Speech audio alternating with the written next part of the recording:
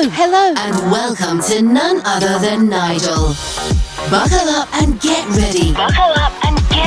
For a fun-filled podcast dedicated to informative and knowledgeable topics and conversations relevant to music, TV, movies, and books. With your host, none other than Nigel. Listen and learn from industry professionals, entrepreneurs, and multi-award-winning special guests as we delve deep into in-depth discussions, ranging from topics relevant to the wonderful world of entertainment, living life on life's terms, and simply having fun.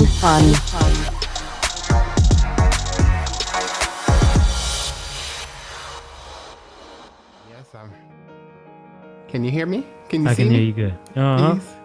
All right, we both we both in the place. Let's go. So where am I at? Oh, let me see. I'll turn up a little bit. Can you hear me? Yeah, even better. Even better? Okay, that's good. And the last interview I did, I was louder than them. Yeah. So, How's my level? It's good? Yeah. Well, you set up. Cool. All right. So, welcome. Started off good. Yes, welcome. I was in here jamming to the album, and Alchemy was on. And I got lost in the music and lost in the time, and that's why I was like, "Oh shit, it's 2:00." So That's a good thing. That's a good thing. it's a great thing. So I want to start. Let me see. How do I make us? We're upside down. Oh, I know what it is. There we go. Now I can see us. See you. Yeah. So Brent, Yes, thank you for indeed. coming. Thank you for coming on the show. Today I want to start out by congratulating you Well, thank you. on all your achievements, all your accomplishments. Amazing. I'm grateful. Totally amazing. And I'm here with Brent Birckhead, jazz man, the flautist, everything. So what I want to talk about, first thing I want to talk about is little. Let's go back to the little Brent, way back in the day. Way there. And tell me about him. Well, I'm originally from Baltimore, Maryland, and currently in Baltimore now. I came up a child of 4, so there's 4 of us. I have an older sister, I have an older brother, and a younger sister. And my parents have been together, I guess, now for about 43 years. So I was a middle child, but I was also a big brother and a younger sibling at the same time. You know what I mean? So I have both of those traits. I was a very shy kid, and the time that you knew me, I still had a lot of that's still in me. You know what I mean? And it still lives within me. It's still a part of me. You know, I was an extremely shy child. And I started playing music at the age of 10. Preceding that, my brother played trumpet. You know, my older sister played flute, but didn't necessarily follow through with it in high school. But my brother was a trumpet player. And for that reason, I wanted to play trumpet when I first started. But my father convinced me to play the saxophone. And I haven't looked back since then. In middle school, I went to an arts middle school where I was a band magnet. You could do a magnet in this school. So I was focused. I had a band focus, and also was in the choir as well, because as a band magnet, you had to pick an elective, whether it was drama or whether it was choir. So I picked choir because I'd sang previously. And I didn't know how it was going to help me in my future at all. I didn't think anything of it, you know. So then after that, I went to high school, the same high school my brother went to, which is a theme in some senses, because I used to go watch him play gigs, and my father and I used to go to his track meets and all that other stuff. So I ended up following in a lot of his footsteps, you know. When I was in high school, had my first opportunities to play, gigs. My band director got us gigs around town, not myself and about 3 or 4 others. And he would hire us to play for certain events, and we'd be making money, playing music, learning tunes, and all that stuff. So that was kind of like my first experiences playing professionally, and where I figured out this is what I wanted to do.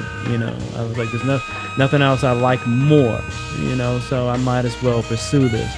And then from there, I matriculated to Howard University, and at Howard University, I was there for a total of 7 years. I got my bachelor's of music education, and I got my master of music with an emphasis in jazz studies.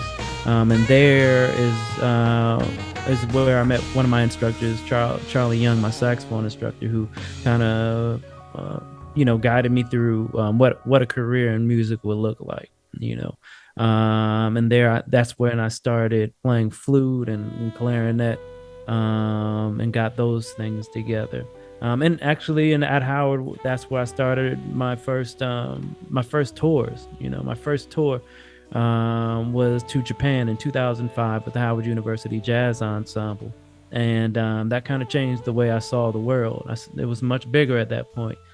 And since then, I've been back several times, and I made several trips with the Howard University Jazz Ensemble, with the Howard University Flute Ensemble. I made my first trip to Africa, and made a lot of good contacts there as well.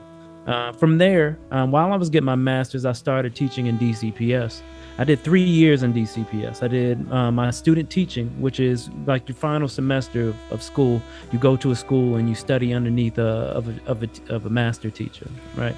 So the school that I student taught at, I ended up getting a job there as the woodwind instructor. And for 2 of those years, I was able to be under Yusef Chisholm, who was a great bassist, but was one of my mentors in education.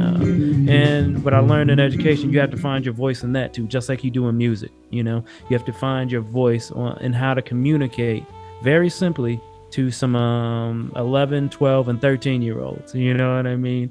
And they tell you exactly how it is. And if you're not clear with the information that you're given, they're going to do something else. You know what I mean?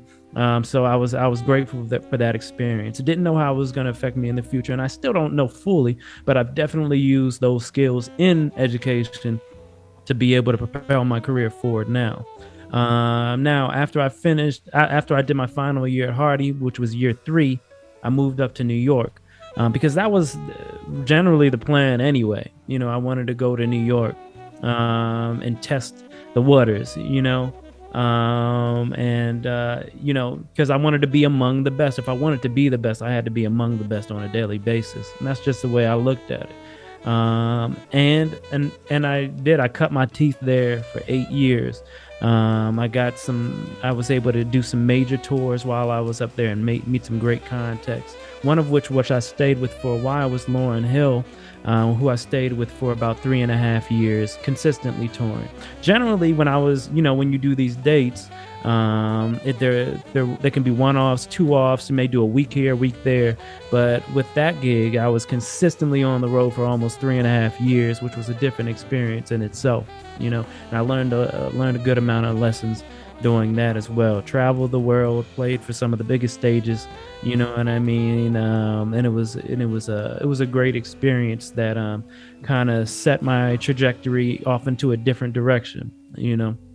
Now, pandemic me.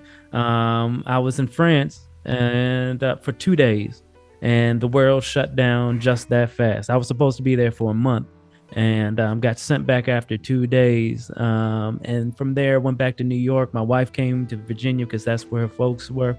And I was like, baby, it's only going to be a week or 2, And then it turned into 2.5 years, and now we're still in it in some sort of way. You know what I mean? And from there, we moved to Baltimore, and about maybe a year after, maybe less, we bought a house, which was for us was a huge deal. It was our first house, and in a new place. even though I'm from here, coming back here after all those years, you see it as an adult, and it's a very different place. You know what I mean? A very different experience. You know, and I'm coming back into the same spaces, even the spaces that I was when I was making my way through DC, playing with some of the same bands, right? And now, as somebody with more experience under their wings, you see those bands in different lights. You know what I mean? You come back to that band with different experiences, and you're able to add certain things that you couldn't before. You know, so the experience is new all around. You know, and I think that's what the pandemic has done, in some sort of way. Everything is new, even if it's the same. You know what I mean? Everything is you have new eyes for everything. Yes, indeedy. I did see the I Am video, and I thought was that a project, or that was just a promo piece that you did? It was just a promo piece. But it summed it up. It was like, hey, if you can't make it in New York, you can't make it anywhere. And it's in your nature, you know. You are a Cancer. Sure. I mean, a lot of Cancers are very creative people. It's vast. One of my all-time favorite Cancers is George Clinton. Absolutely. And so he's the mastermind behind so much of that musical stuff. I mean, he had the you know. So I'm not surprised. And but let's talk about Howard and your days there. Dorm life. Dorm life. Well, let's talk about it. My first year was tough. For me, was tough. My first year of any type of school was tough because I'm naturally reclusive. You know what I mean? I have to put myself out there on purpose in order to incorporate myself in things. I don't naturally do it. Now more so I do today, but back then especially not. So my first year was rough. I was in an upperclassman dorm and I had my own room, so I didn't get that socialization of the freshman dorm until much later. So in that moment, I dove deep, you know what I mean, into music. You know, okay. You know what I mean? I dove. Some people like, I dove deep into the alcohol, into the bottle. Okay. No, but I dove deep. I would be in the practice rooms all night. You know what I mean? Yeah. And in that space, I found a couple of other people that were there as well. There's only a couple of us that were burning the night oil. You know what I mean? And those friendships that I got in those late nights ended up being the ones that lasted throughout my college experience. You know, they say, you know, you'll find the people that are for you when you're doing what you love, right?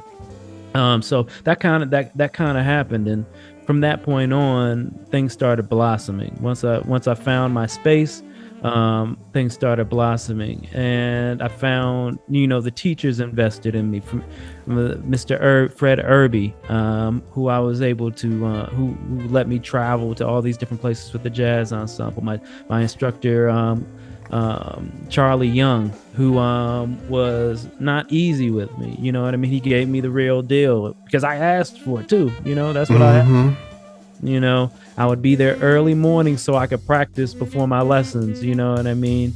So I could be ready to present, you know, which is something that still carries on. I don't like to go places without being properly prepared to present. And, you know, for that reason, I still carry a lot of these same practice habits. You know, I practice, you know, with some type of regularity and some type of purpose, so that no matter what situation I'm in, I can be at my best.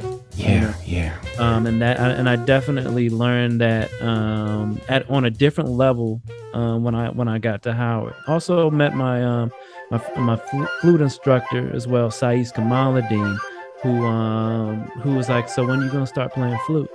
And then, you know what I mean? Because for a saxophonist, and he knew the career that I was going to be going into, he's like, you're going to need to know how to play the flute. You're going to need to know how to play the clarinet. And he was like, so when you going to start? You know? And and that was during the summer. And that following semester, started getting flute lessons, you know, and without that push, I may not have gotten that deep into it. You know what I mean? And I would hate to see how that would have ended up, because, you know, for me right now, it's such a powerful tool. You know what I mean? To have the ability to play different instruments, you know, and the ability to have a voice, have a different voice, you know, on each one of them. So I'm grateful for that process. And like I said, Howard was my first touring experiences. You know, they were my first times traveling out the country. You know, so you were with you were still with Jazz Ensemble while you were going to Howard. With the Jazz Ensemble. Was Mesa? No, Mesa wasn't with them when you were there. No, she probably left. That was before you. Yeah, that was before me. Maybe 15 years before. Oh wow! Yeah. Actually, Mesa went to my high school though. Okay, so, but that was before you were born. Before, but yeah. That's a damn shame. But maybe like it's a baby. Yeah. It's a baby over here. I wish. I mean, I'm not quite at the baby stage anymore. I mean, not anymore. But yeah. Wow. But yeah, that was a part of my experience. While I was there, I was a part of the Jazz Ensemble. I was a part of the concert band. I was a part of Morgan. No, this is at Howard. Oh, Howard. Okay, so Jazz Ensemble and what else? I'm sorry. Jazz Ensemble, the Flutes of Howard, the what else? Orchestra, HU Orchestra. I was part of the saxophone ensemble, and I think that was it. It was 4 or 5 ensembles while I was there. So I got a good amount of playing experience. So that's kind of like a foundation. For sure, it's definitely the foundation for all the things that I've done thus far. You know, being able to play with a group of people, being able to play with singers, being able to show up to rehearsals on time. You know, all the same aspects that I deal with on a daily basis now. Work ethic, yeah. Sure. And so the graduation came. Yep. And how was it? I graduated twice. So after the first time, I wasn't planning on coming back right away to get my master's, but my Fred Irby told me they have an assistantship open. So it would be full tuition and you get a stipend. So that narrowed down my choices. I said I might as well go while it's free. Mm-hmm. You know what I mean? And I can make my own experience. I have to create my own experience, you know, and make it my own, you know, make it work for me. And it did, you know. After that first graduation, you know, it was kind of like it was a continuation, but at the same time, I was also teaching at the same time in DCPS, so that added another element to what was going on. You know, you think it's going to slow down a little bit once you graduate, but then it just amplified. You know, so that was a great experience, and being able to organize my days and being my first real working experiences, professional working experiences, you know, during that time as well. You mean as far as teaching? Teaching, for sure. With DCPS. Through DCPS, yes. And did you teach at Howard?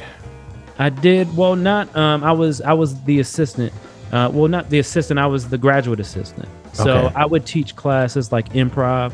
I ended up teaching the woodwinds methods class, which is you're teaching music education majors how to fundamentally play the saxophone, how to fundamentally play the flute, how to fundamentally play the clarinet. You know, fundamentally, but not physically. Well, they're still playing them. Oh, okay. You're learning the basics. Okay, you're learning how to make a sound, and you're learning a couple of scales. You know what I mean? Mm-hmm. And you're learning it to the point where you can teach it. You know what I mean? So I taught those classes as well. But that was the capacity of teaching that I did while I was at Howard. Okay. Wow. So after Howard, you ended up at Morgan. Well, I ended up at Morgan in 2014. I was already in New York for 2 years. Okay. When I started at Morgan. So let's go back to you being in New York. Okay, so you now after Howard. After Howard, I think it may have been 6 months because I finished up at Hardy in 2011, and I came to New York January 2012. And again, there was another brand new experience. It was like going into freshman year. You know? So wait a minute. When I booked you, you were still at Howard? Yeah, I was still at Howard. Okay, so the tourist whole thing that happened while you were at Howard and teaching at DCPS, doing all of that. Okay, yep. Amazing.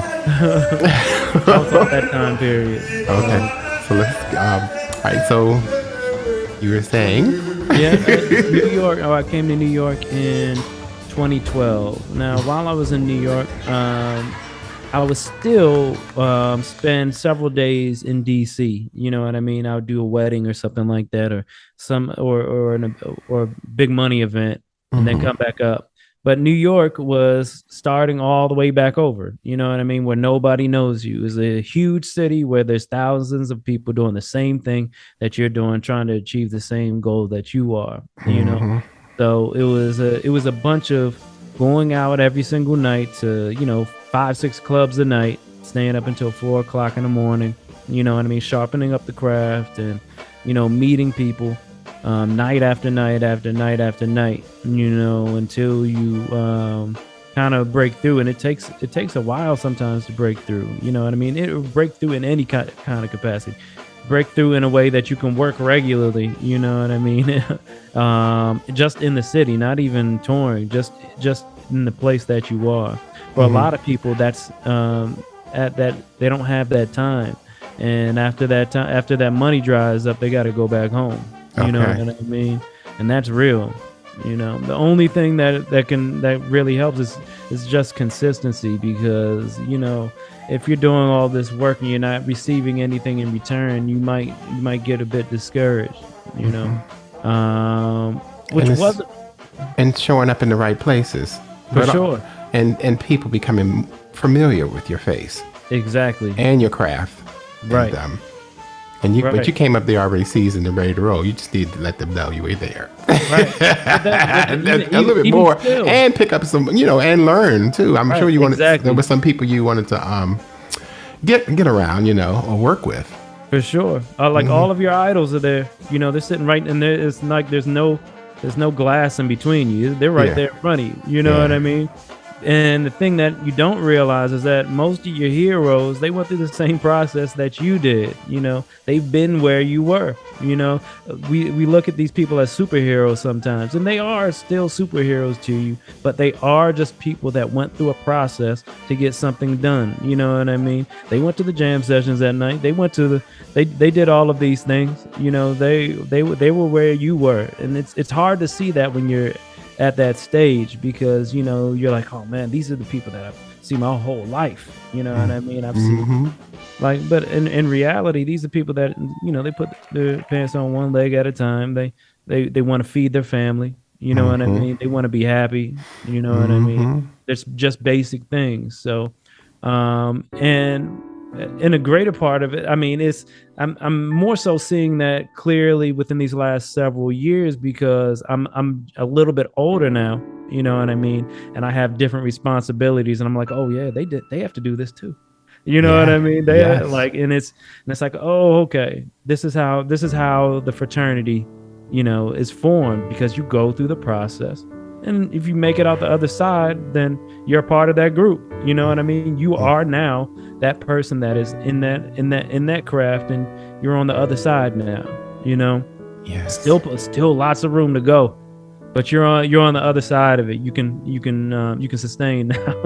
Yeah. You got the checks are clearing. Right. That's an important thing. It's beautiful to put money in your pocket. It is. So that the first taste in New York, and now you're getting your footing. And Absolutely. tell me about that. Well, or how you felt, or give me some story. Or give me a fun. Go ahead. there are a bunch of small victories that build up. You know what I mean? My first gigs when I came to New York were with a New York brass band called Sugartone Brass Band, and any regular gig that you have is a stepping stone. At least for me, it was. So that was like, okay, now I feel more a part of what's happening, right? And about 6 months after that, I got the first call from a DC trombonist, Greg Boyer. He called me to do some gigs with Eric Benet, which ended up being reoccurring season after season. No long tours, but we would do short stints, 4 or 5 dates at a time. That also was a stepping stone. It was something that made me feel like I was going in the right direction. There was also a group called the Revive Big Band. Now, the Revive Big Band was like the all-stars of the young jazz musicians in New York.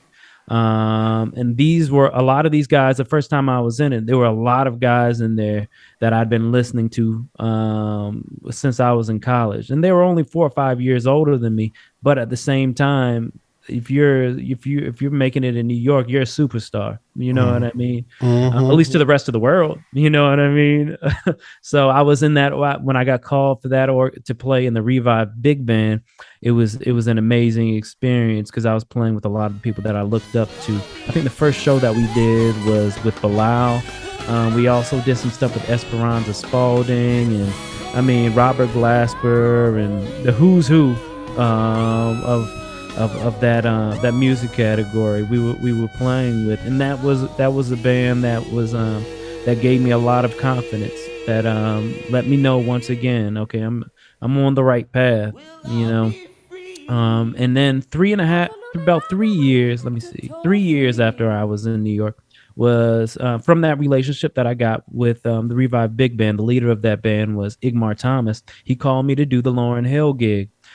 First, he called me to do a one-off, which is normal. A lot of times we get called to do one-off horn section for artists that are coming through town. Not uncommon. We did a show at the Apollo.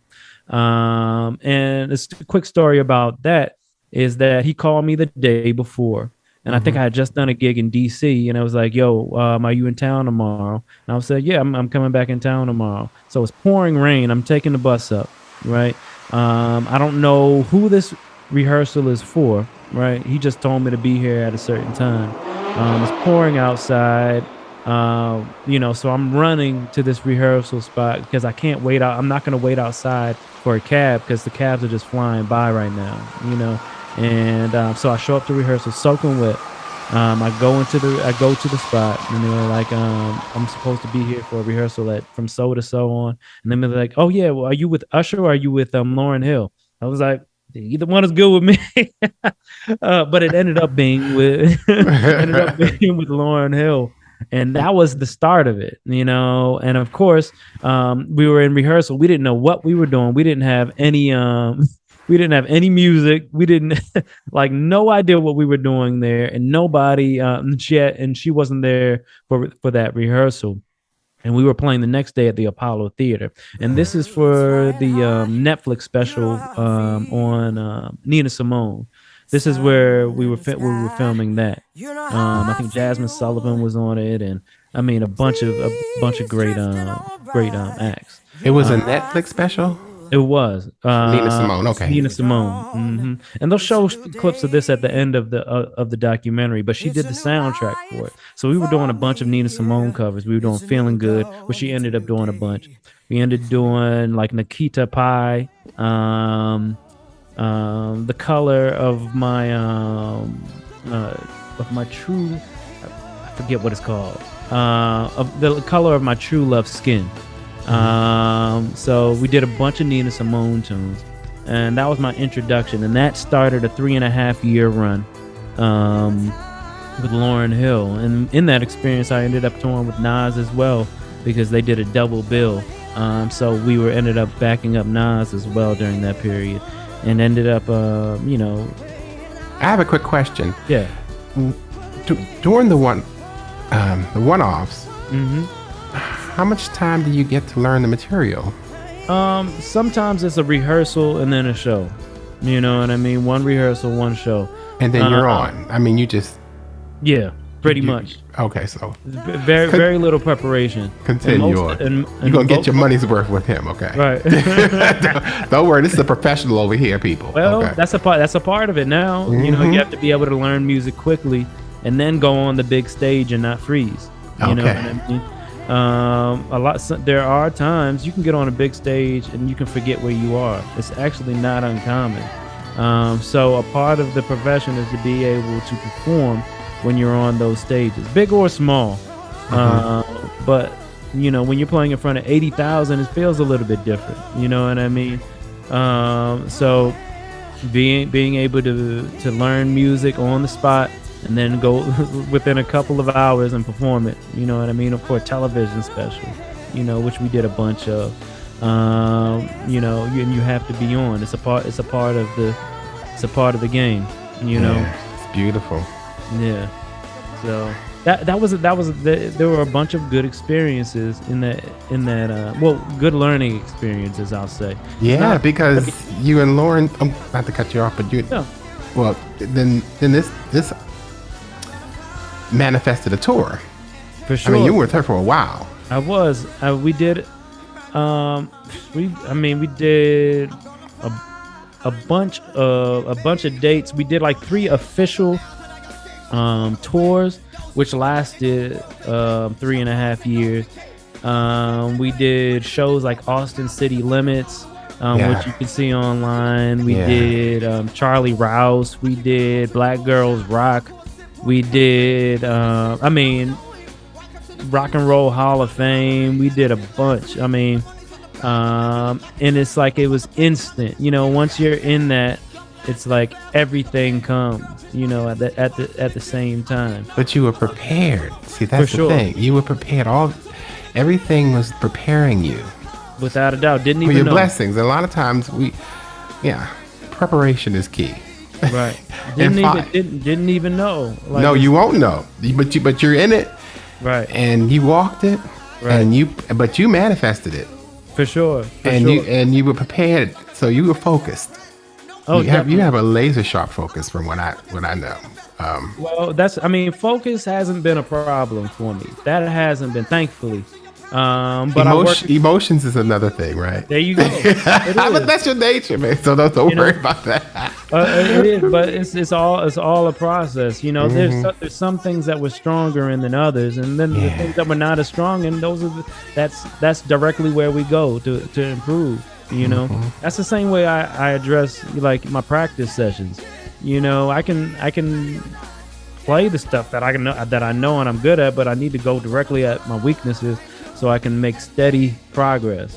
You know, so I mean, it's been a good trip thus far, and that was with Lauryn. That was one of the most impactful that I had because I was thrown into it. Just like that. I was, you know, sometimes you're like, man, when is something gonna happen? You know what I mean? Like, I'm doing all this work. When is something gonna give? And then, in an instant, you know, you have things, that are lined up already for you. It's like, I've never been here. Now I'm going. Never been here. Like, are you available Saturday to go to Australia? I'm like, yeah, I might be. Okay. You know, let me check my calendar. You know, doing good. Well, you packing the bag for sure. And it was during that time that I was able to save up money so I could record my first project, which I knew playing for other people is always great, and I always want to be able to do it, but I needed to be able to facilitate my own thing, to be able to have my own self-expression with my own band, you know, with my own music. So during that time, I was like, I got it now. Let's go ahead and do it. You know what I mean? And I'm extremely glad that I did, because one, I know from other people's experiences, no gig is forever. You know what I mean? It never lasts forever, and you can't count on it lasting forever. The only thing that you can count on is yourself and what you're willing to do for yourself in that capacity to keep things going for yourself. And just like that, it ended. You know what I mean? At least in that capacity. Okay. Now I have worked with the Fuji since, you know what I mean? But that part after 3.5 years ended, you know what I mean? Abruptly, you know,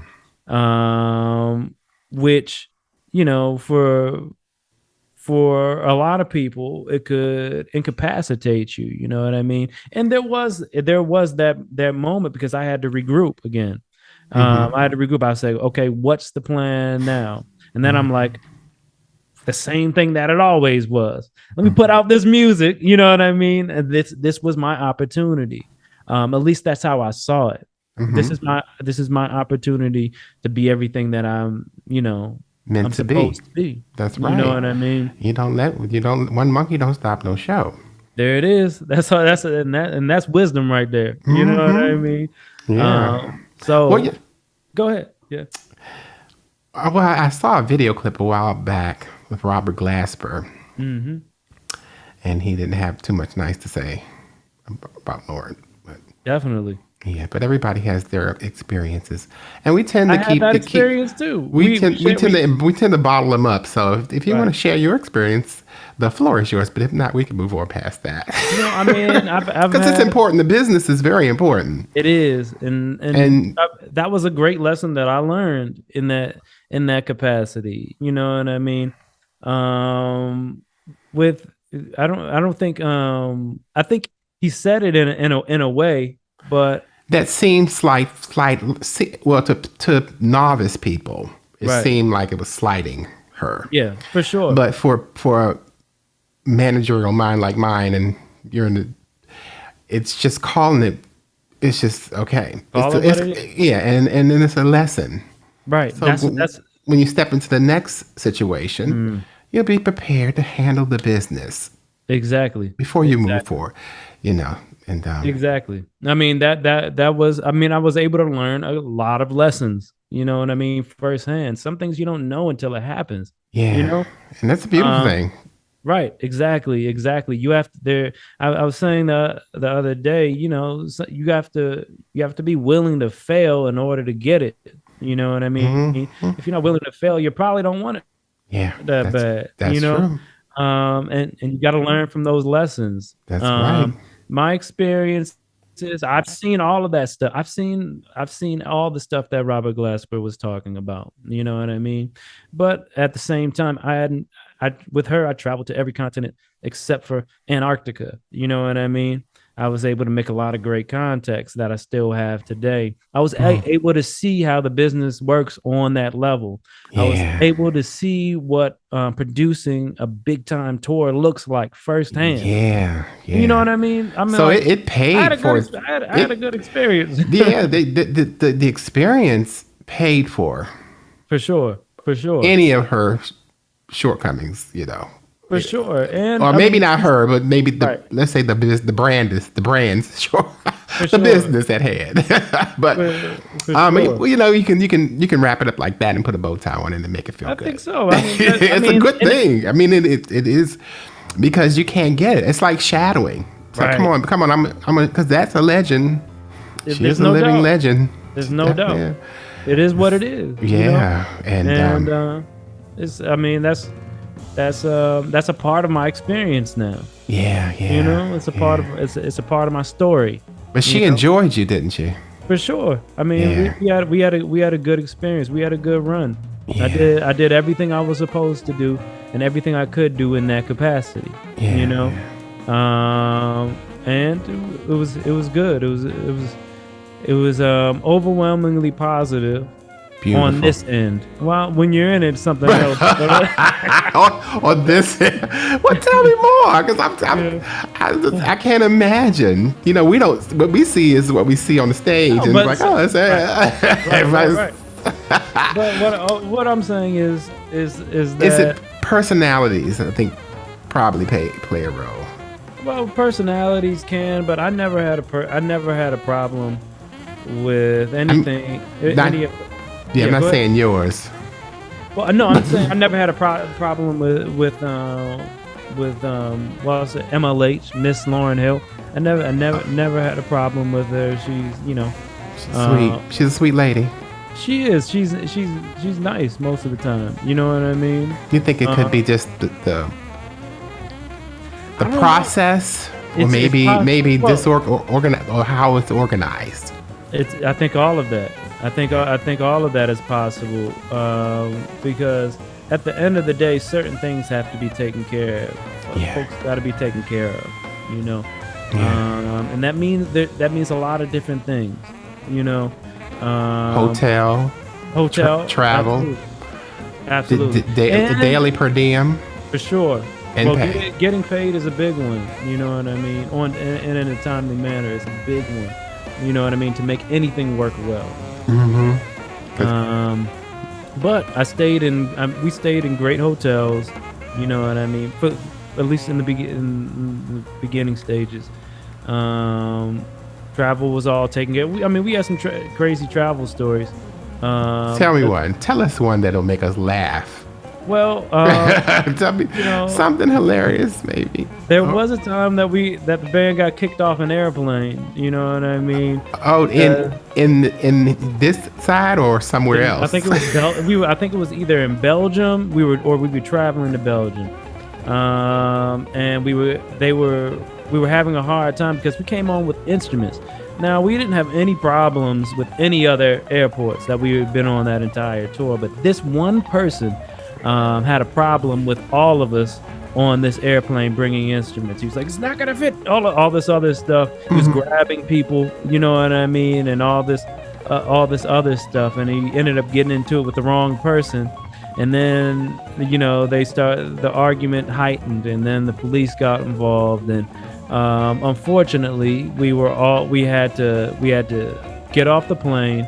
And for that plane, it took an extra 2.5 hours to get all the luggage that we had off the plane back to us. You know what I mean? So the plane was at least delayed at 3 hours. You know what I mean? From going wherever it was going, had to pay all those fines for being late, and just for this one person that didn't want to let our instruments on the airplane. And the people on the plane was like, "There's room. Let them put their instruments up there." You know what I mean? It was insane. And then we ended up having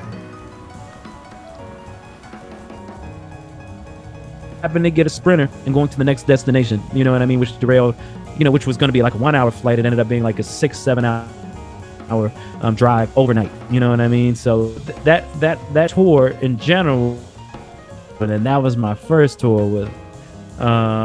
So it was wild, but it was like the Wild West, but we had a lot of good experiences in that tour. You know what I mean? A lot of memorable experiences. Like sometimes going through it, you don't know, but now when you think back about it, you can laugh about it. Because you take your experiences for whatever they're gonna be. I choose to have a positive outlook, generally about most things, and I look forward to how it can help me. Yeah. It's a beautiful thing. I can tell you when I was trying to launch Mr. Torres Soul, we didn't have no money. Right. It was rough. We was trying to scrap up whatever we could to pay the band. Right. but that was, I think we were premature. We were way ahead of ourselves at that particular point in time. But I can tell you, it's important to take care of the band. Make sure they're happy, make sure they're fed, make sure everything, and then try to negotiate everything up front with the musical director, at least if he's the one, he or she is forming the band. Right. But still communicate with all the band members to make sure everybody's on the same page. For sure. And that leads me to, I don't want to, because there's something I want. Well, I do want to talk about management, because you are literally managing yourself. Yeah, I am, and especially now, I did have somebody that was managing my project, Megan Stabile, but she recently passed away. No! Tragically, and she gave me a lot of game. on how to organize, organize what I'm doing, budget wise, presenting wise, how do I present myself online and in person, and taught me how certain things work as well. So I've gained a good amount of experience in that with her help, and through my experiences just as a musician that's been doing it for a little while now. So at this point I am self-managed, but I'm not misguided, hopefully. No, you won't, and you won't be, and I'm right here, so just right.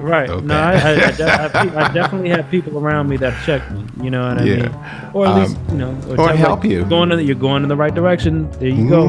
Or got help. something for you. Here, you know what I mean? You're ready for this. Here, take this. Or if it gets to be too much, hey, I'll be your assistant. Right. No charge. For sure. I put it in writing so you right. So you don't feel this. At least for the first, we'll have a period. Right. Oh, trial period. I'm just kidding. No, seriously, yeah. That's real. Like till fruits become bare, start to bear, and then you're able to play. Exactly. Trial and error. You have to show. Right. So so out of Lauryn Hill and that experience, Birckhead, for sure. The album, that beautiful album, that cover. Please tell me about the cover and the idea for it. Well, I found this guy on Instagram. Let me grab one. See if I have one here. I think I do. Right here. Oh, it's upside down. But I saw this guy on Instagram. Mm-hmm. I was just browsing through. I was looking through different things on Instagram, and this guy was Giancarlo. He was a collage artist. So he has a collection of artifacts. He works mainly with flowers and things out of nature, right? Mm-hmm. And he has this set of, he has all of these creations that he has, and he put this together. And I asked him, I said, do whatever you want. Here's what the album is about. Here's the music. Take a listen to it. And within the next couple of days, he started to come up with what's on the front cover here.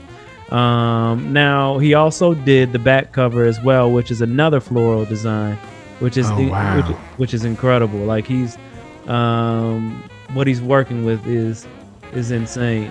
Oh wow! See, yeah. He's he nailed that. He did, and the thing I like, it's very much so my personality. It's also regal, you know what I mean? Mm-hmm. And almost like a crest in a sense. Yeah, it's literally a logo. Yeah, for sure. It's a brand. I don't know if you trademarked it and everything yet. You don't have to say, but yes, he did. So don't try to do it, people. Right. I know. But the music. Well, the music sets. I mean, I wanted to say that it definitely. I don't know if he heard all the music before he did the design, but I did. I sent him the whole album before. So yeah, he was feeling it. Yeah, it's connecting. For sure. Yeah, I'm surprised. I really am surprised. And happy and elated to know you because you really play. It's and this music is soul soothing. And it's quiet storm, it's smooth jazz, it's jazz standards, right? Marcus Miller need to be playing some of this on his Sirius XM station. Hey Marcus, let's go. Okay. But go ahead, because I'll over talk you. I'm practicing. Oh, no. Keep it. Well, I mean, it was my first presentation as a leader, and some of these tunes were brand new and other tunes I'd been playing for a while. And it deals with, and the topics are varied. It deals with, the modern Black experience, you know what I mean? There are tunes that are dedicated to those victims of police brutality. It also deals with love, and it deals with family as well. So this was a presentation that kind of showcased what I was about as a player and what I was about as a composer, right? And just as a person that's growing, you know? Which is why one of the reasons why it's called Birckhead. It's me, in a sense, and it also in Birckhead is kind of the name that was given to us, but I'm reclaiming it as my own, So it deals with it deals with all of that, and I'm still very proud of the album, even though we're finishing up touches for the next one, and I think you're gonna really love that one too. I know. I'm trying to figure out what I can send over there so you can add to it. I want to be on it. It's not a big deal. We're gonna do our own. But 4 and 6. 4 and 6. I love that. Oh, thank you. That ended up being a lot of people's favorite tune. Tell me all about how that came to be. Who's playing on it? Mm-hmm. Where'd you record it? Mm-hmm. Well, we actually 4 and 6 is one that deals with shifting perspectives, right? So you can hear it in a lot of different time signatures. You can feel the music in several different ways, and it kind of takes on its own life. We use the numbers 4 and 6 because that's what we're counting to, but 4 and 6 can also be 2 and 3.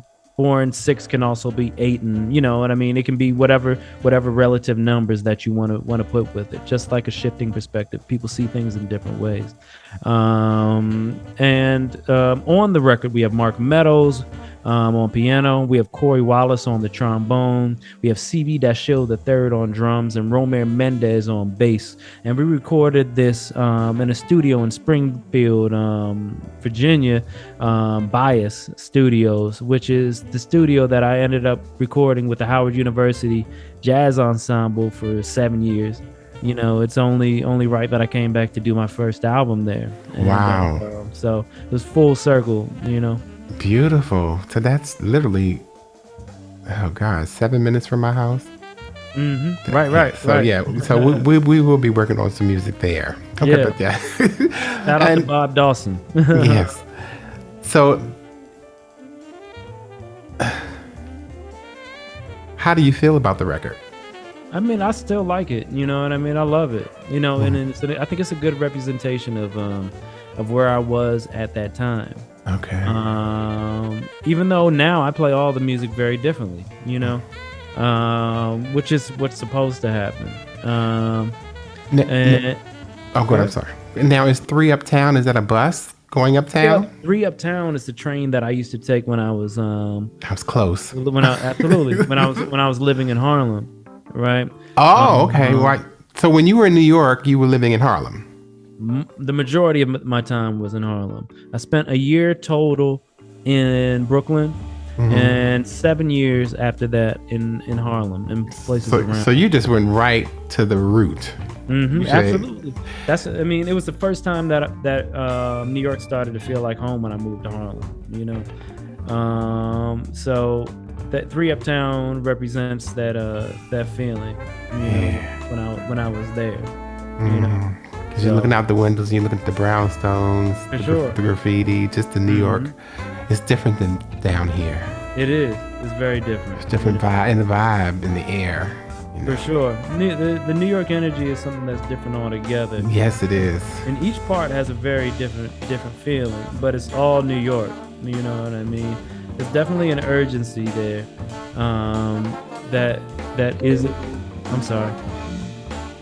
There's definitely an urgency there that isn't necessarily present at least not in the same capacity in the DMV. People are going to get it, like, for real, and that's it.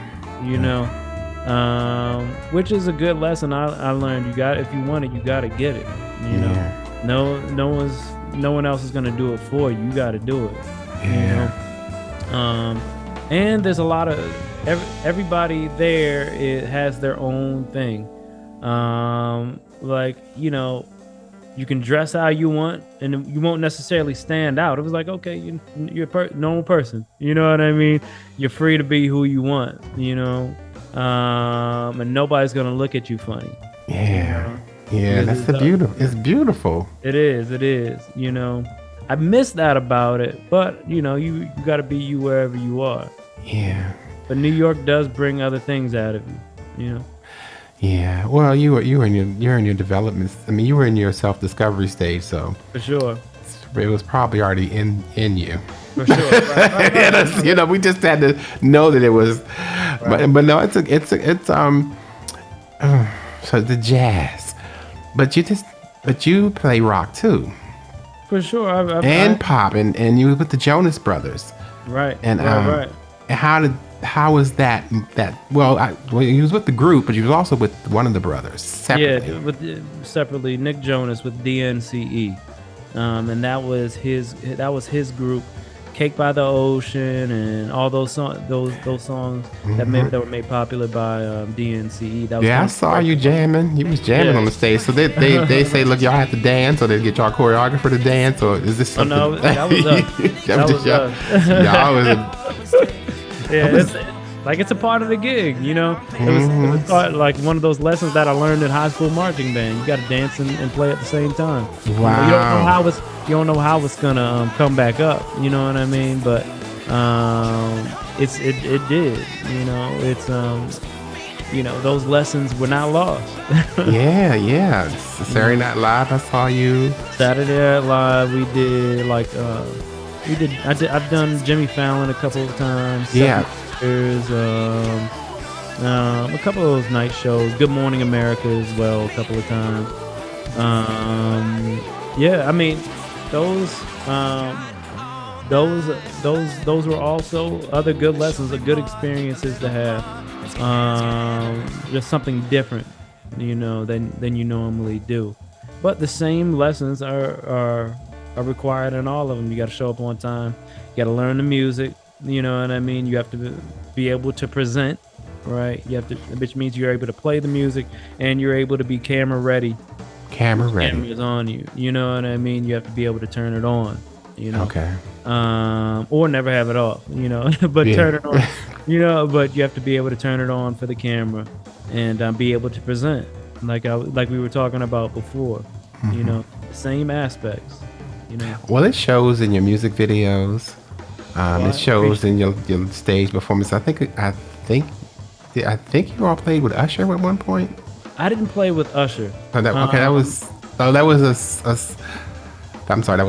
singer I know. Yeah, but doing backing vocals. Right. And so, but you've played with more than just Jonas. The Jonas for sure. Brothers. Jessie J did stuff with her. Of course, Eric Benet.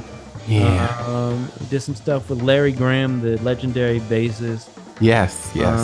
How was it working with Eric Benet and Larry Graham? Both of them are real professionals. You know, Eric Benet is just a really nice guy. You know what I mean? And he's also a great singer. Like, he sings for real. You know what I mean? Nothing's fake. He's not using no auto tune. You know what I mean? He sings for real, and he's musical. You know, and you had more time to learn his stuff. For sure. That wasn't one off.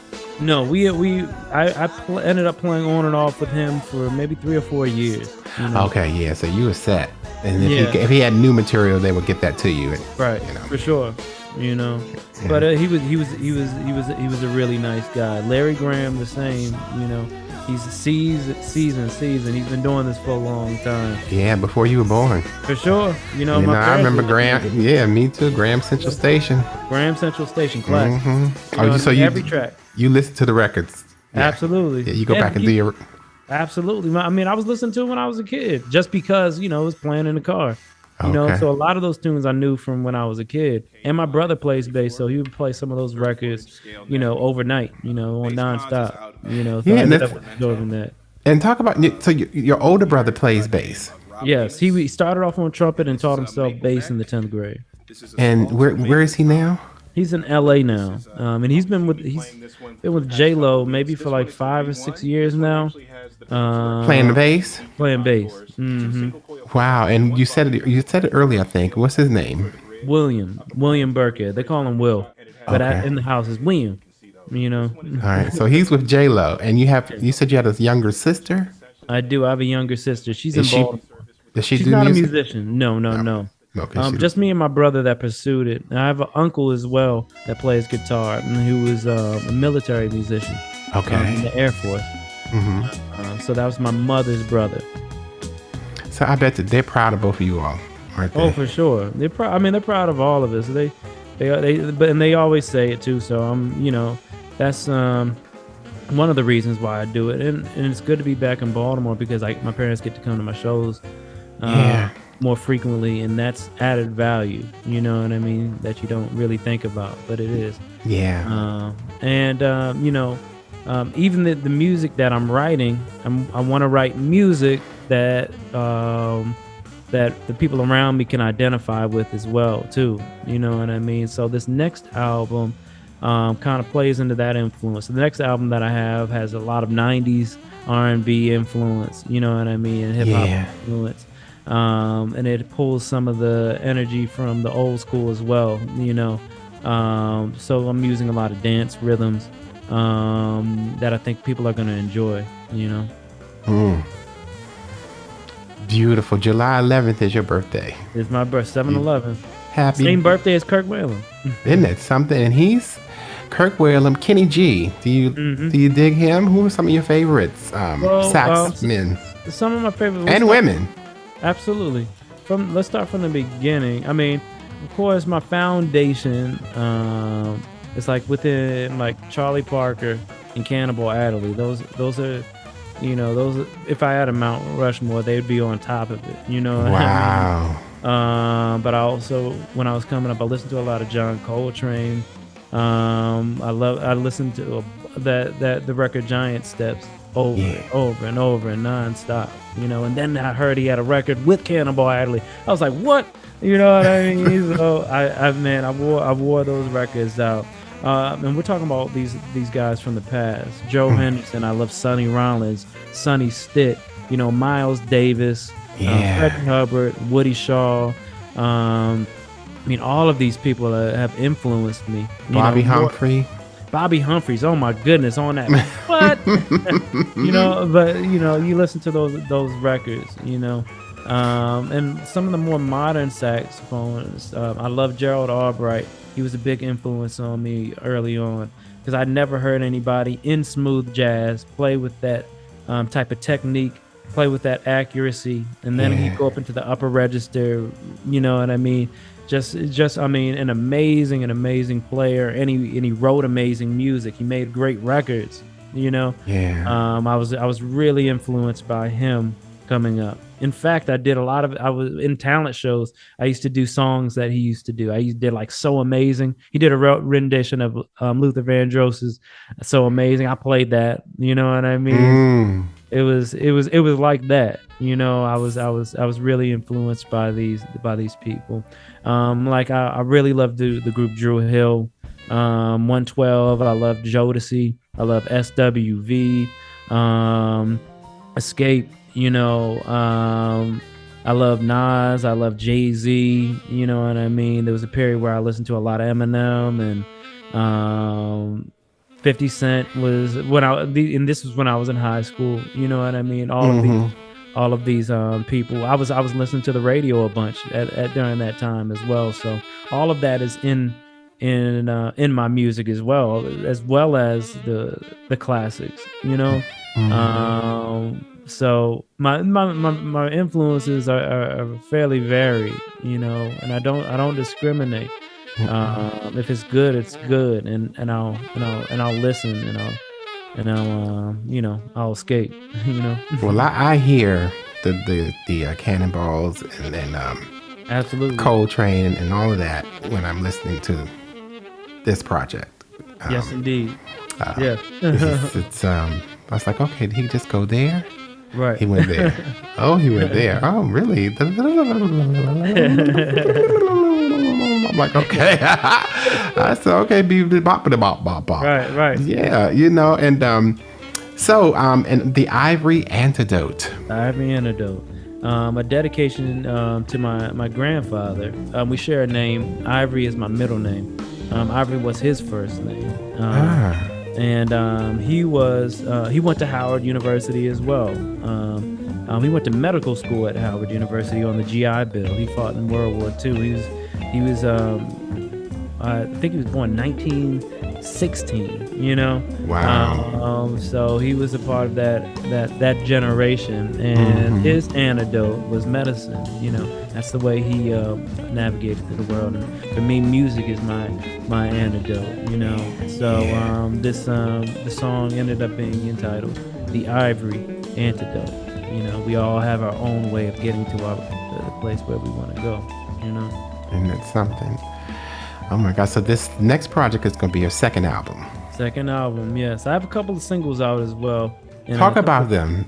Well, I have a single from the great Donny Hathaway, who is also a Howard University alum. I have a single and a music video to "Someday We'll All Be Free." Yeah. And that song has always been impactful to me in a number of different ways. But in a sense, it's always healing for me. Someday we'll all be free. There's hope in that song as well. And the compositionally, he's using an interval called the fifth. Now, the fifth is known as the interval of completion. That part right there, all fifths. So there's resolution. So he's talking about resolution, and the music is going in a way that's constantly resolving. You know what I mean? What a beautiful tune. An interval. Yeah, the interval of a fifth. Right. Isn't it something? Because that's what I'm learning. That's the piano over there. And he's had me doing the intervals. I'm learning the intervals, and so I'm going up. Yes, and I have to get like you and practice more before the session. But because it's the mind. It's a mind. But anyway, not to get on that. But and I saw so let's say for someone out there who don't know, tell them how, or if you care to, how did you go about securing the license to do that song? Well, actually, it's fairly simple now. All of the distributors, there's a bunch of them. You can do CD Baby is a distributor, DistroKid, TuneCore, and several others. They'll do the licensing for you. Long as you play the music. Okay, you can't take the pre-recorded. No, not pre-recorded. As long as you're playing it, you can buy a license, and it's per they do it per stream or per purchase. Okay. So it comes out in that capacity. Beautiful. But they'll do it for you. All of those distributors will. All you have to do, you have to say this is not an original song. It's by so and so and so and so, and they are with Sony Music Group or whatever it is. And they make that process fairly simple. So if you do want to do covers, you are able to, but you do have to pay licensing. And it's important for that tune, for sure. If you don't want to be sued. Exactly. And say, for instance, your tune gets picked up. Somebody else wants to replicate it. Somebody else wants to do it. You want to get paid as well. You know what I mean? So it goes both ways. But if you're sampling, that's a different story. If you're using samples, you may have to go straight to that record company. I haven't used samples in any of my songs. All the stuff that I've done is recorded live, generally. Original, yeah. Right. And I came across a duet you did with a young woman. Which young woman? I'm trying to remember her name. She was in the video. Let me see which one. And she was talking about, it was something intimate.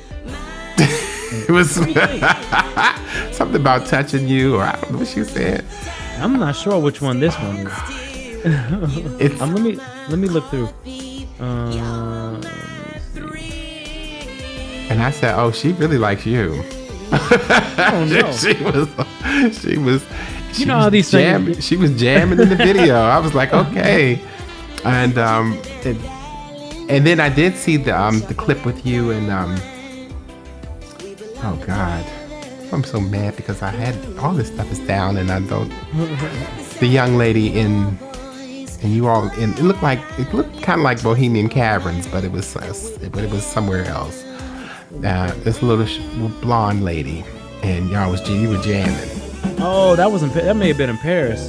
Yeah, Paris. I saw that. That was the first time we just met that day. You know? Wow. Yeah, y'all funny, were rocking it. You were. Both of us were sitting in.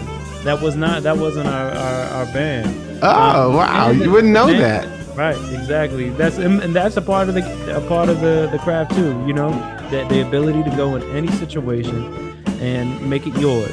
You know what I mean? And to be able to meld with whatever is happening. You know, that's a part of the craft. You know,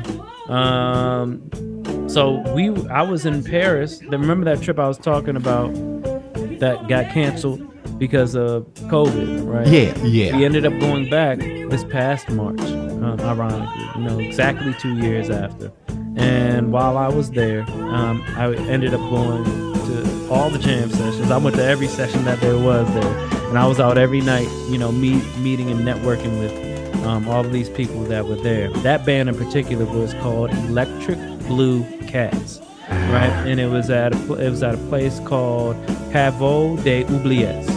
And it was, like you said, it was like Bohemian Caverns. You go downstairs to get there, you know. And I ended up having a lot of good nights there. The people were very kind. The audience was really dope because they were into it, you know, and especially for an American musician over there, you don't quite get that there. You know, the American musicians bring a different vibe. The same way somebody from France coming to America would bring a different vibe, right? Yeah. It's the same thing when we come over there, especially since a lot of the jazz musicians over there aren't very much so concerned with the audience. You know what I mean? Mm-hmm. And that's the way they were trained. Right, exactly. And this is where I was trained as well. You know what I mean, in a capacity, but I also came up in a different type of style. Yeah, as well. yeah. You know, I came up in a more community base. Exactly. Yeah. I had both in me, you know what I mean? Yeah. I've seen both and I've done both. And now that I've seen what those do, I can kind of put those things together, and I can have the high musicality, right? I can be spitting bars, you know what I mean? Mm-hmm. And also engage an audience, and you know, make eye contact, you know what I mean, and make sure involved with the musical experience, you know. Yeah. And it helps me too, then to know that people are in it, and I hope it impacts people that are in the audience. I hope that they enjoy it more, you know what I mean, and feel a part of it, because that's my goal, you know what I mean. Yeah. So and even on the other flip side, if you're with some orchestra, right, and you're just solid and you know, like everybody else is like, yeah. You have to be able to zone in. Yeah. Like if that's the gig, you zone in, right? You know what I mean? So there's both sides to it, you know.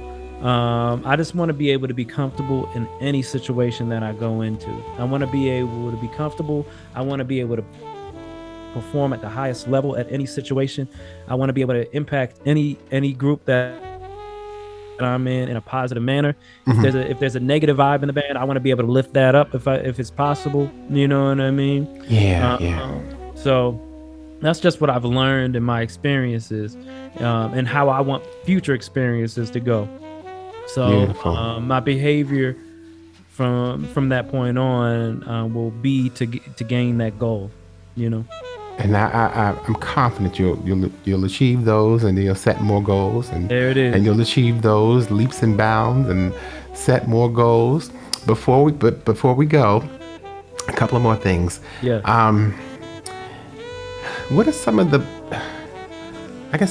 your favorite? I know you've been around the world, and can you give me at least 2 to 3 different places that you really, really loved and playing?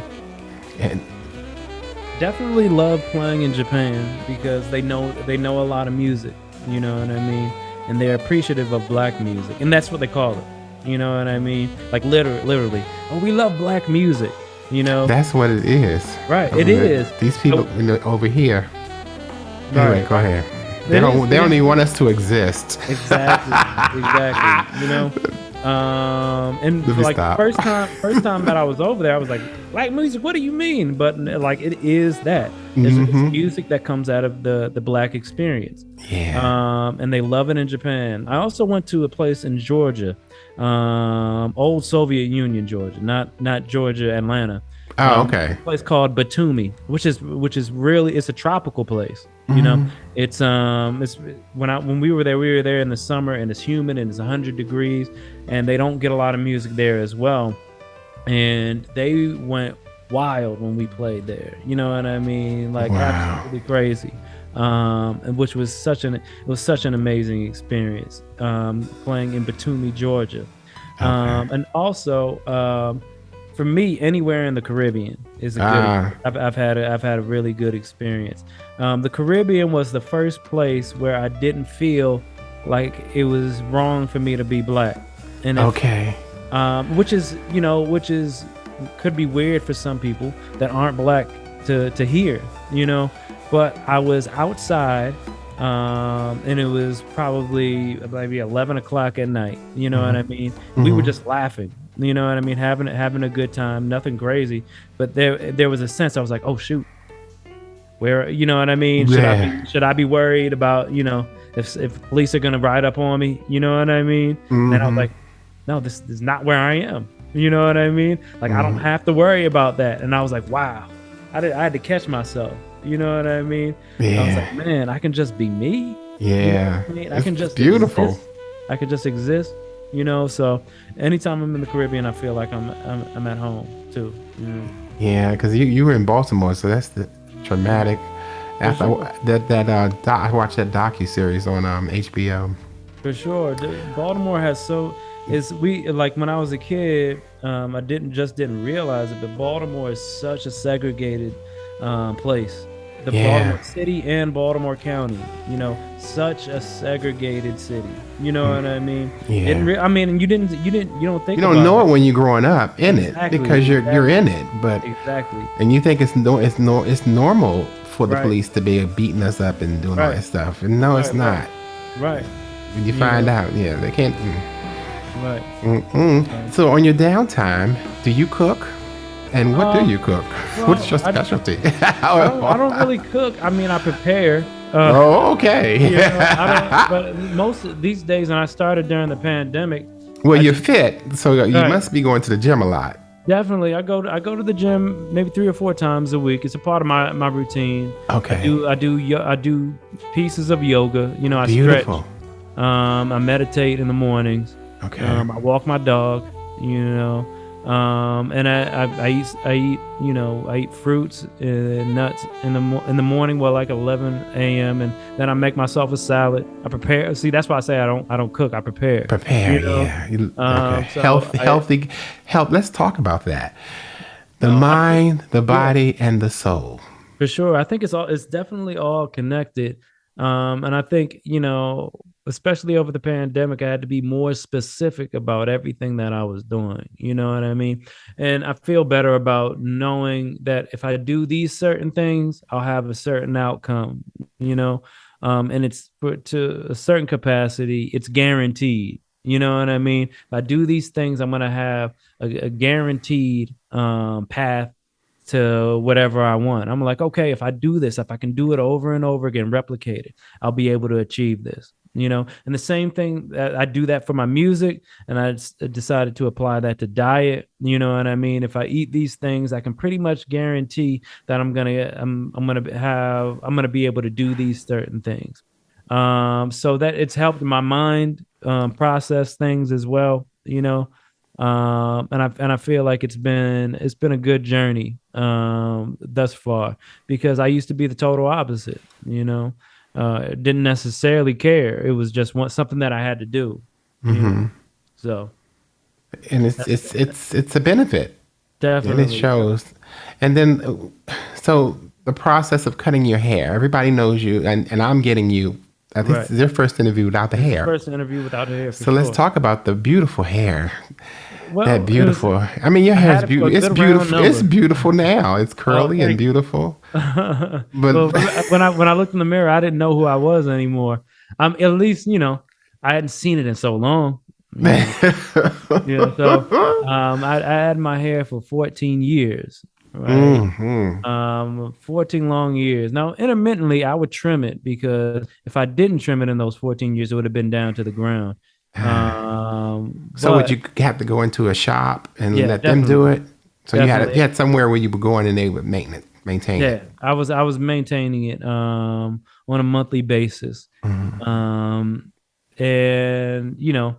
that was a different experience. Now I'm at a different part of my life, and symbolically, the cutting of the hair is commonplace, for any type of transformation, and when I went in to get my hair cut, and I let the barber cut my hair, I didn't cut it myself. I didn't have anything left for my hair. It was that period was over by the time I got there. I didn't feel anything when he was cutting it. It felt like the natural thing to do. Yeah, you know what I mean? And then he turned me around and it was all gone. It was like, oh, this is a new person. You know what I mean? Yes, it is. Even though there was a new person brewing internally, you know what I mean? And this was the outward projection of that, So once I got it cut, it was like, okay, this is it. I didn't feel like, oh man, I should have kept it. I miss them. Like, what? I didn't have any of that. No. It was like, on to the next. This is it. Because next chapter. And it'll grow back if you allow it. Right. And I got out in time. You know what I mean? I got out in time. I don't have any bald spots. Okay. Oh, that happens? Yeah, I definitely. Know. I mean, I think people will. See, I don't know too much. And I was thinking about getting locks. Well, I don't think it well, I guess it can. But I think people just have them for a long period of time. And the natural way of their hairline or any parts of their hair, they could have been balding for years with their locks. You know what I mean? Yeah. And then they find out that they were balding, when they cut them off. Oh, wow. So thankfully, I mean, I still have a full head of hair. While I got it, All right. So words of wisdom. What would you tell a new saxophonist or what is the word? Wind person? A woodwind artist. A woodwind artist. This starting out, some of the pitfalls to avoid. Because I mean, and it's no secret. Women do. Well, in this day, people do throw themselves on the musicians, don't they? Sometimes. I mean, that could happen. It can.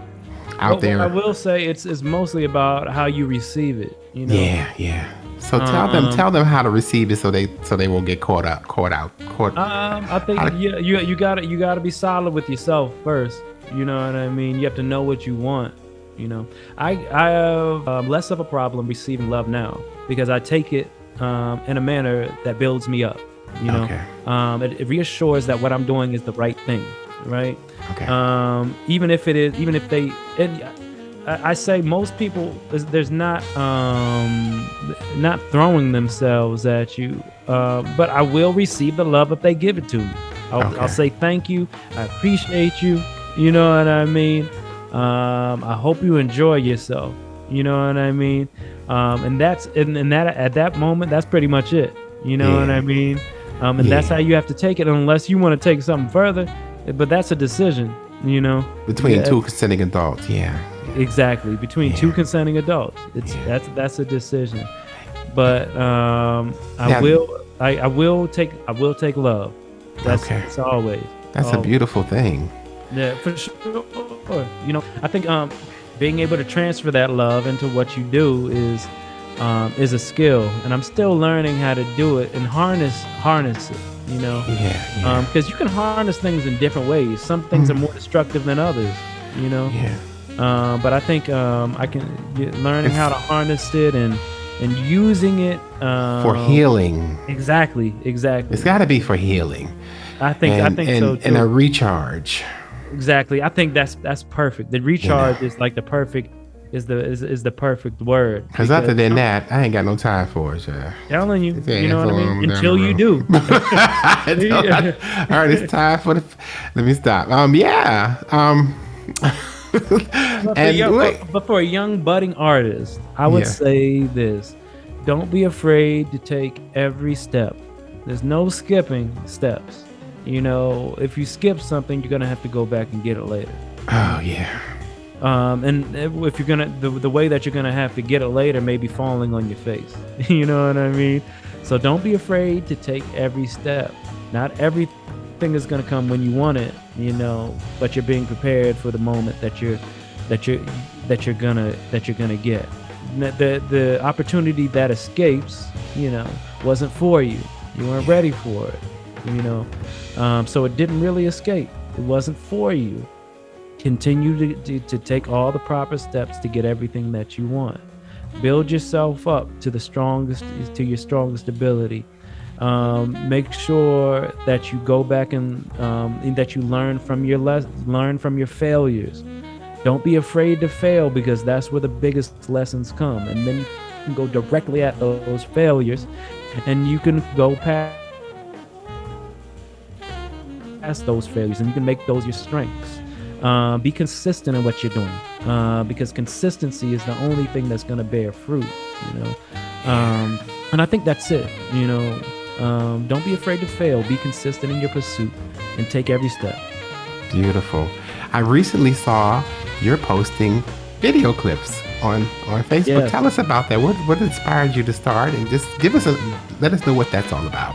Well, over the pandemic, I started a series called Tunes on a Tuesday, where I would go live on a Tuesday at 1 p.m. Eastern Standard Time, and I would play songs that I was producing. Right. I would write songs within my DAW, which is a digital audio workstation at Logic, and or other people. I was making beats, right? I was presenting these compositions on that Tuesday, you know. And from there, I ended up playing these tunes. I ended up, started engaging with the audience in that way. And before that, I hadn't done any live videos. You know what I mean? I wasn't going live at all. But this spawned the next portion of what I was doing, how I was presenting. And it's been pretty effective thus far, and it's helped me in my communication with an audience as well. Yeah. And it's helped me with my composition, you know, because I'm presenting new material all the time. Okay. And that's also it's a new challenge. It's in a challenge, not in a way that's negative, but a new challenge in a way that inspires me to be better, you know. Mm-hmm. So I started doing that, and from these live videos, I started pulling certain questions that people would ask, and I started posting the answers. And this is just recently, within the last couple of weeks, I started posting the answers that people would ask in the lives. And I realized, you know, that these questions that people were asking, maybe a lot of people had these questions. So I started putting them on my page, and it's been within these last couple of weeks, it's been fairly successful, you know. Okay. And I think people have been but have been enjoying it, and as far as an entertainment source and an educational source. So that's kind of how that started. And from the live series, I've also started doing something called Stay There. For musicians, we want to play all of the stuff that we're learning. You know what I mean? We want to go off. We want to shred. But once you find a sweet spot, you need to stay there and develop it from that point. There's nothing wrong with staying in that moment and milking it for everything that it has and letting that one moment inspire the next. And I think it's kind of a mantra for life too. You know what I mean? You don't have to go so fast. Sometimes you need to stay there, figure out what it's about, and then move on. So that's what that Stay There series is about as well. I do it musically, right? And then, philosophically as well. And the Stay There series is the one that's on Facebook. I'm posting on both, but Instagram. Okay, so as well. Yeah. So you'll find those videos there. And I recently joined TikTok. Now you're gonna really have a ball with that. Yeah. Right. So I'm shifting some stuff over there because each platform has its highs and lows. You know what I mean? It has things that it's really good for. But to me, I feel Facebook has a bigger response for people that are going to shows. And I can post something on there and people are like, oh yeah, I remember seeing that on Facebook. Instagram is shorter form, you know what I mean? So you have to be able to get people in a little bit quicker. Now, what I'm realizing about TikTok has a bit of a larger audience. It's a worldwide audience. Even though you think Instagram is worldwide, TikTok is really worldwide. You know what I mean? And it has they see you. Exactly. You can get more exposure. So TikTok is not owned by Facebook and Instagram. Nothing. It's independent. And because Instagram and Facebook, they monopolize the thing. Because when you when you first got on there, everybody could see you. And now they control. You got to buy. You got to pay to be seen. Exactly. It's vicious. It's a vicious cycle, That's why everybody's on TikTok now. Right. They have a much wider range now, and TikTok has the nerve to integrate well with Facebook and Instagram. Like you can post to TikTok and it posts automatically to your Facebook. And they're like, yeah, we don't care. We'll work with all of you. You know what I mean? Okay. So, and I think I need to sign up for TikTok. Well, Phase 2. That's your other band. Well, that's a band that I came up in. My first gigs with Phase 2 were when I was 21 years old. I was still at Howard. My first gig with them was one at Jasper's, the old BET soundstage, and then the next. Oh yeah, I remember that. Yeah. Right. And the next day I did the Capitol Jazz Cruise. So those were my first experiences with Phase 2. Wow. And in Phase 2, I was able to learn a whole different type and style of music. It wasn't straight ahead jazz. It was funk. It was smooth jazz. It was all of these different things, all elements coming into one. Yeah. So I was able to cut my teeth in that band. And Adrian learn a lot of new music. Right. Yeah, Adrian, absolutely. Everybody's Adrian's cousin. I haven't met nobody that wasn't Adrian's cousin. But yeah, Phase 2.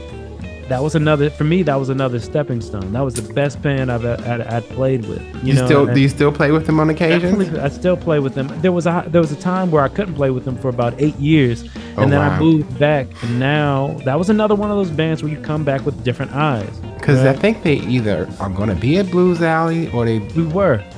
We did. I did Blues Alley with them 2 weeks ago, I think, and then I recently did Keystone Corner with them in Baltimore. Okay. So I'm still playing with Phase 2 periodically. And it's still, it's still one of my favorite bands to play with. They are a part of my story. They are a part of my development. Well, I can tell you this. Your performance on the Kennedy Center stage, Millennial stage, right, on YouTube, you really should be how do you say, putting that on Front Street so more people can see it, because it is flawless. Oh, thank you so much. You know, I mean, it's yeah. So are you looking to, or then you may have been back, but are you looking to go back there? Oh, for sure. Or another. We're looking to that was right at, I think we did that March of 2019, right? And the album came out in February. So we're looking to do the same in this next coming year with the new album, you know. So we can present that new material, that new hour of music, you know. Beautiful. What I mean? On in that capacity too, because they do a beautiful job there presenting it.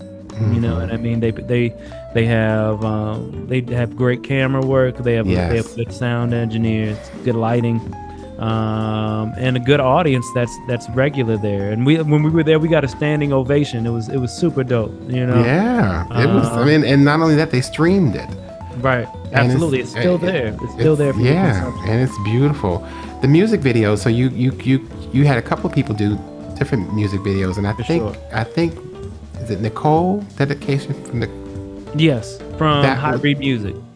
And did they cast the actors in the video? And oh, you're talking about... I'm sorry. That's Nicole was the one that did Hybrid music video. Now, the morning after... the morning after. I'm sorry. Babatunde Salam. He's a Baltimore native. And he cast... the actors that were in that music video. Some came up from Richmond. Majority of them were in Baltimore. We used some of my friends to be in the music video as well. And it came together so amazing. I mean, better than I could ever imagine. Yeah, because I mean, it was literally some acting in it. Definitely. So you all developed the treatment together, and we did. It was your idea. We came together. Yes, it was. I told him what the song was about, and we came up with some language for the song so that we could make some sort of outline and script for the movie. Okay. Well, it ended up being like a music video. Yeah, it's a movie. And from that point, we figured out certain things that we wanted, elements that we wanted in the music video, like the dancers, the drums. We wanted there to be guys on the motorcycles. You know what I mean? Because that's also a big part of Baltimore culture. You know, and we wanted it to be. You know, we didn't want it to be all down. We didn't want it to be all depressing because it was inspired by the Freddie Gray verdict. You know what I mean? That was it. Which is why it was called The Morning After. You know, and it starts with a woman in mourning, right? Over a plot of her dead spouse, right?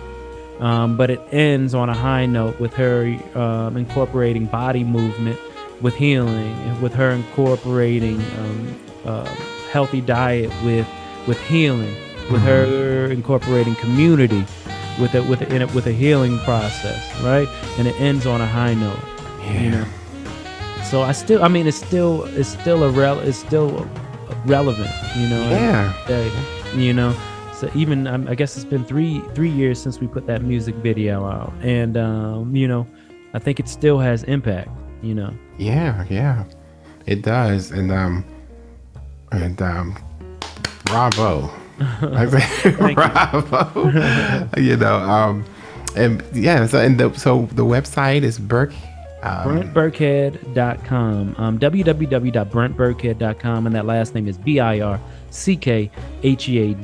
and you can go on social media at Brent Birckhead, right? And again, that last name is Birckhead, and you can go on Instagram, Facebook, TikTok. We're on all of that, you know what I mean? And stay up to date, and hopefully you'll be entertained, and hopefully I can see you in person, you know what I mean? Because you know, that's what we're presenting online, but we also want to see people at our shows as well. So. Now, is there a certain type of sax, or is all sax the same? No, that you prefer? There's several different types of saxophones that are pitched in different keys. My main instrument is the alto saxophone, but I also play the soprano saxophone, the tenor saxophone. I play soprano and alto and bass flutes. I play soprano and bass clarinets as well. And all of these instruments are different sizes. They have different pitches, and by pitch I mean high and low. Okay. So they come in all sorts of sizes, Colors as well. material. Mostly brass. Okay. But you will find them plated in different. You'll find them silver plated. You'll find them gold plated. You know what I mean? You can have them painted. Yeah, I have a black soprano. You know what I mean? I wish I could see it. I don't have it out right now. But it's you can go on Instagram. I can find it, or you can text me a picture of it. For sure. But so you have a collection yourself. Oh, for sure. Yeah, Okay. and I use them. You know what I mean? Yeah, and it's not sitting there. Okay, yeah. That is another thing. A lot of people collect them. Mm-hmm. So, yeah, But you use them. for sure. Yeah, isn't that something? I tell you, it's amazing. People don't even understand and have they don't even have a clue. Do you speak other languages too? Not many. I speak a little French, un petit peu. Okay. But nothing fluently. I can speak I can do some greetings in other languages, something to get me by when I'm in other places. Okay. But I speak American English and I speak Ebonics. All right. I know that's right. All right. Because it is another language. Yeah. No Japanese. No Japanese. I can say a couple of them like Genki desu ka. You know what I mean? That's like how you doing. Okay. Semimasen. Excuse me, and certain words, but nothing. Nothing in any sort of speaking, sense. I can just get by. Mm-mm. Well, Brent, you are the man. Oh, well, thank you for having me. And this is None Other Than Nigel podcast, and I'm just happy that you came on board, For sure. and everything, and I don't even know. We've been here a while. I don't know how much time you have, and this Zoom thing. I'm not too much familiar with it. I'm starting to use it, but I notice it's freezing you up periodically. I wonder if it's because we've been on here long. I don't know. Can you see yourself? I can see myself now. Do you see when you freeze? No, I see you when I freeze to you, you're freezing to me. Also, okay. All right. So then that may be just while we're looking at it then. When it plays back. Anyway, Right. Who cares? But no, I'm proud of you, young man. I'm proud of you. I mean, thank you. You've been around for a while. Yeah. I tell you, I have to sing you those clips I told you. With you blowing the sax. I was like, okay. And what about what's his name? Smoot? Oh, Robert Smoot. Yeah, I think you were playing. Is he still active? He's still active. He's doing things with Derek Freeman, Redfoots. Oh yeah. The drummer. They're still working with Brencore. Right? Yeah. Okay. So definitely remember that. All right. And so now, so as of today, you're still your professor. Yeah. At Morgan State University. And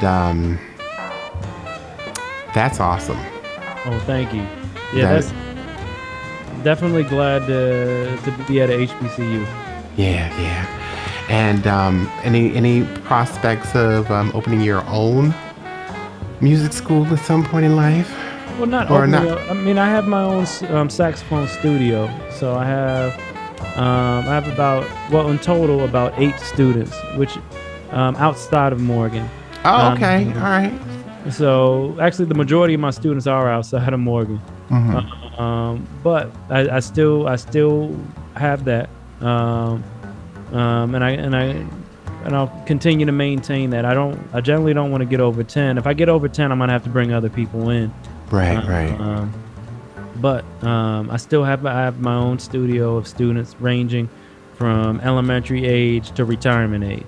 So. Wow. And they come in with their sax and their flute and do it up.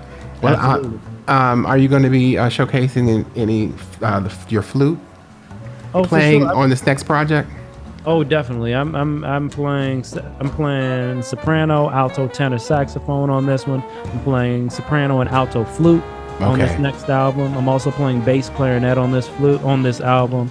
I'm also doing some synthesizers on the next album that I'm playing, and bass programming as well on the next album. So beautiful. Well, I can't wait. Yes, indeed. I know it's too soon, but do you have a target date?